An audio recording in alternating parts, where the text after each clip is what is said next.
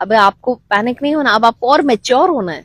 Simple है, you need to move forward, more smart, more intelligent. और मतलब मैं ये कह सकती हूँ कि जिंदगी आपको एकदम बेस्ट वर्जन तक ले जाने की कोशिश कर रही है। तो यू मस्ट बी नोइंग कि ये हुआ है तो इसमें भी कुछ अच्छा है।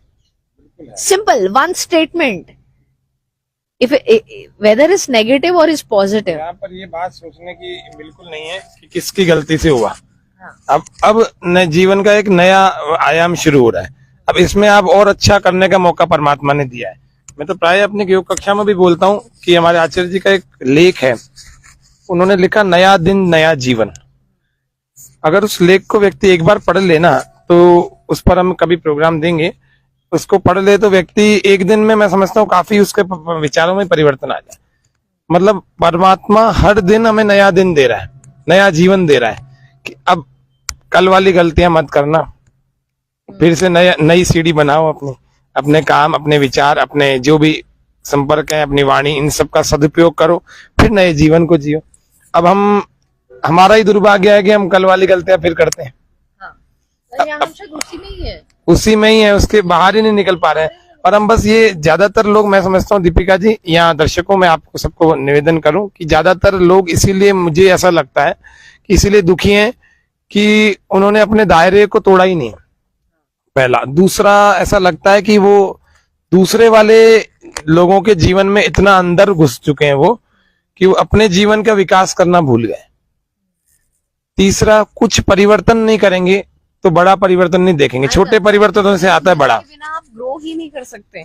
आज मैं कहूं कि मैं एक पौधा लगा रही हूँ, लेकिन मैं उसको बोलूं कि आप बड़े मत हो ना, बस आप लग जाओ, तो ऐसा कैसे होगा? वो एग्जैक्टली डेली उसमें पानी डालना है, आपको खाद डालनी है। You have to take care yourself. कभी कीड़े लग जाए तो साफ भी करना है। वो आएगा, मौसम आपको कभी पानी देगा, कभी धूल मिट्टी देगा। ये एटमोस्फेयर, इन्वायरमेंट भी यही है। अभी जो संसार है, कभी पानी भी भेजेगा, कभी आपको मिट्टी भी भेजेगा, कभी आपको ऐसी हवा देगा कि आप मतलब बस गिरने ही वाले हो, उठोगे नहीं। लेकिन फिर से you have to bring back, stand back. यही लाइफ है। आप एक अपने आप को एक पौधा ही समझो, एक ट्री समझो, जिसमें हर दिन कुछ ना कुछ नेचुरली चेंजेस हो रहे हैं। अब आप देखिए सर, हम देखते हैं कि एक छोटा बच्चा है, उसका साइज इंक्रीज होता जा रहा है हर साल, लेकिन मन का और बुद्धि का विकास जो है ना, ये हमारे हाथ में है। वो विचारों के थ्रू ही पॉसिबल है। अब जब मैं बात विचारों की कर रही हूं, तो आप मुझसे पूछोगे कि दीपिका जी हम फिर आगे कैसे बढ़े, तो सर रीडिंग सबसे बेस्ट ऑप्शन है। क्योंकि रीडिंग के थ्रू ना आपको नए थॉट्स मिल जाते हैं सडनली। आहार होता है बुद्धि का आहार एक्चुअली।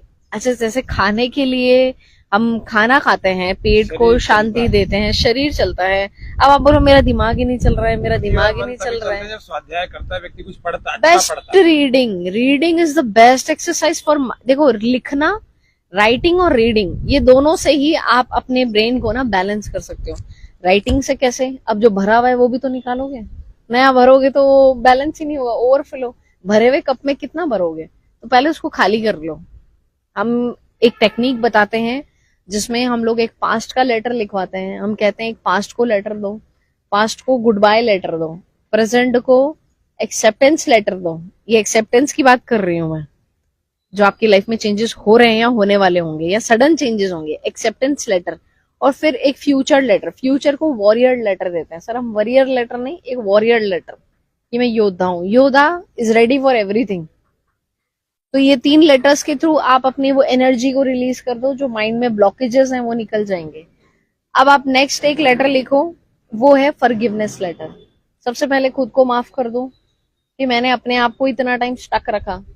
अब आप माफ कर दो दूसरों को, क्योंकि कई बार रीजन हम दूसरों को भी बनाते हैं, इसकी वजह से ऐसा हुआ। माफ कर दो उसको। अब यू फील लाइट, तो बर्ड की तरफ फ्लाई मारने वाला इतना लाइट फील करोगे। वो फॉरगिवनेस लेटर दे दिया। अब नेक्स्ट आप दे दो ग्रैटिट्यूड लेटर। ये जाएगा गॉड को, क्योंकि अभी आपकी कुछ भी कहो, आपकी कमान उसी के हाथ में है।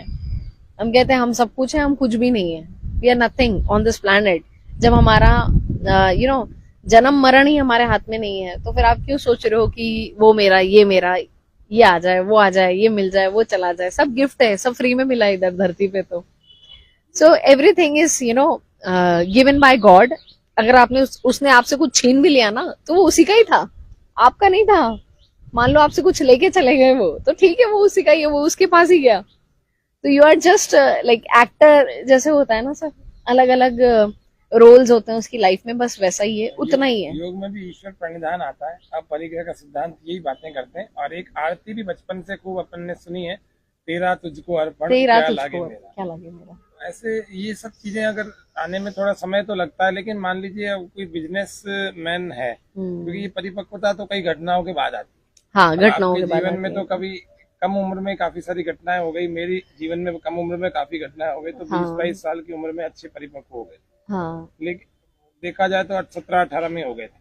हाँ अभी भी मतलब जैसे मान लीजिए कोई बिजनेसमैन है, हाँ तो इस बिजनेसमैन की बात की जाए तो अगर इसके जीवन में बड़ा कोई चेंजेस आता है, बिजनेस चेंज करना है, मान लो उसका चल ही नहीं रहा, हाँ उसको लग रहा है कि मैं गलत उसमें फील्ड में आ गया, अब मुझे अपनी आजीविका चलानी है, घर को चलाना है, तो मुझे इस फील्ड को चेंज करना पड़ेगा, तो वो कैसे करें? सर देखिए, जो बिजनेसमैन होता है उसका सबसे पहला और सबसे गहरा रिश्ता मनी के साथ है। बिजनेस क्यों कर रहा है वो, एक तो